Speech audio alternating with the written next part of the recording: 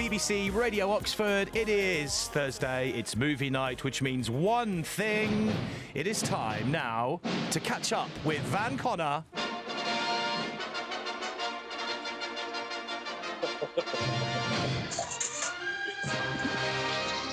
We have to play your intro every time, Van. It's the way it works. It's a tradition, isn't it? Evening, Van. How are you? I'm Organ. All the better for speaking to you as always, Mr. Ball. Of course. Now, you are a professional movie critic out on red carpets all the time. You get to see films before we do, which is why you lovingly come on the show every Thursday to talk about the films that you've seen, what to watch, what to avoid. So where are we starting tonight? Well, first of all, I only come on because you insist on referring to me as professional, and you're the only person in the world that would. But we are going to start with the new effort from Disney Pixar. We're going to talk about Onward, which stars Tom Holland, a.k.a. Spider-Man, and Chris Pratt, a.k.a. Star-Lord. So you've got two Marvel guys in an animated Disney fairy tale-ish movie together. Think Zootopia with mythical creatures. So Zootopia with, like, unicorns and goblins and trolls. Oh. And the idea is magic was once upon a time a thing, but then they discovered science. So you could either learn magic or you could install a light bulb. But you had two ways to light a room. 3 guesses which one they went with for convenience. Now, thousands of years later, two brothers whose father died when they were younger find his magic staff and, with their limited experience, try to bring him back for one day so they can say their goodbyes. The spell goes wrong. He is materialized only up to the waistline. And they have 24 hours to go off in search of a mythic gem that will allow them to complete the formula. I've got a clip for you of Tom Holland's Ian on the morning of his birthday, in which he's going to be gifted this magical staff. All right, we're going to get Warrior Z90 fit. Let me hear you say, I'm a mighty warrior. I'm a mighty warrior. Morning, Mom. Lazy, down. Bad dragon. Back to your lair. Happy birthday, Mr. Adult Man. Oh, Mom. Hey, buddy, don't wipe off my kisses. What? You're wearing your dad's sweatshirt. Oh, you know, finally fits. Oh, my little chubby cheeks is all grown up. Okay, Mom, I gotta eat something before school. This does sound like there's a fair bit of comedy in this movie as well. It really is. Now, the basic way to pitch this, like I say, you've got the Zootopia with mythical creatures angle. For me personally, where I've been sort of lining it up is sort of a combination, if you will, of something like Weekend at Bernie's and Brave, if you can imagine such a bizarre concoction, or Orange County and Weekend at Bernie's. You've got these two brothers on a road trip, Jack Black, Chris Pratt. Chris Pratt's playing a full Jack Black kind of a role there, sorry. Tom Holland's playing the sort of Colin Hanks role. He's very cute, very charming. You will cry by the end, Adam, I promise you. It's just adorable. Amazing. All right, Van, points out of 10 for this one. It sounds to me like you're going to score it quite highly.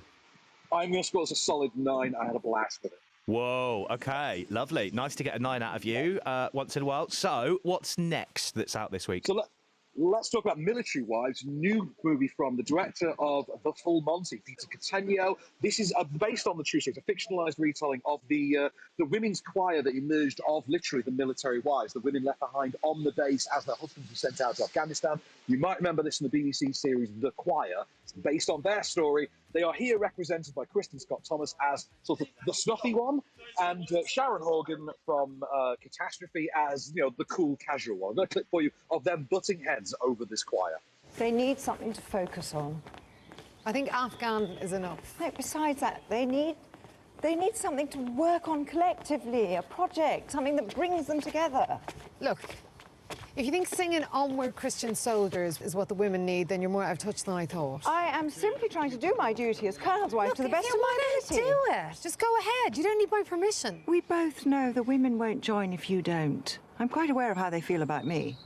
Listen, I know you still want to be part of the gang, but unfortunately, you have a leadership role on this tour, and that means responsibilities.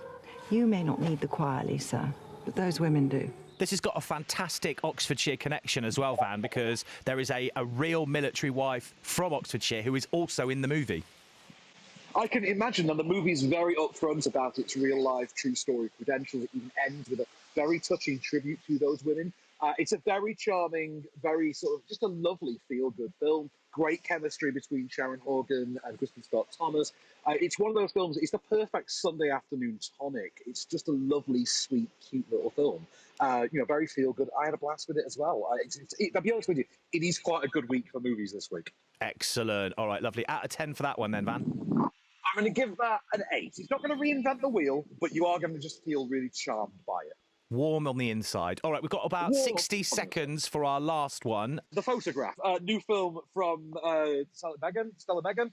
And this stars Lakeith Stanfield and Issa Rae, a romantic drama about two people with dysfunctional personalities and issues who come together in a relationship following Issa Rae's character's brother's death. Very touching film, very sweet film, but a very slick, elegant, romantic drama. Bags of heart, bags of soul. Surprising to see Lakeith Stanfield as a romantic lead. He pulls it off with aplomb. I was just very taken in by it, and I'll be honest. By the end of it, I felt romanced by it. If I'm honest. Oh well, that's good. That's exactly how you want to feel with a film like this. Nice, again, a nice warm inside movie. So you've got no bad ones this week, then? No, I've surprisingly had a good week. I know you know how rare this is, Adam. Well, there's normally at least one that you sort of say is a clanger and don't bother wasting your time, but that's really nice to have 3 fantastic movies out this week that we can all go and enjoy. Out of 10 for The Photograph. Time for the program. Give that a 7, I would say. So we've had a 7, an 8 and a 9 this week. Like you say, good week for movies. Royal flush. Yeah, royal flush. Thanks for coming on, Van. Have a lovely week. And, of course, I'll catch you next week. Till the next time, good sir. BBC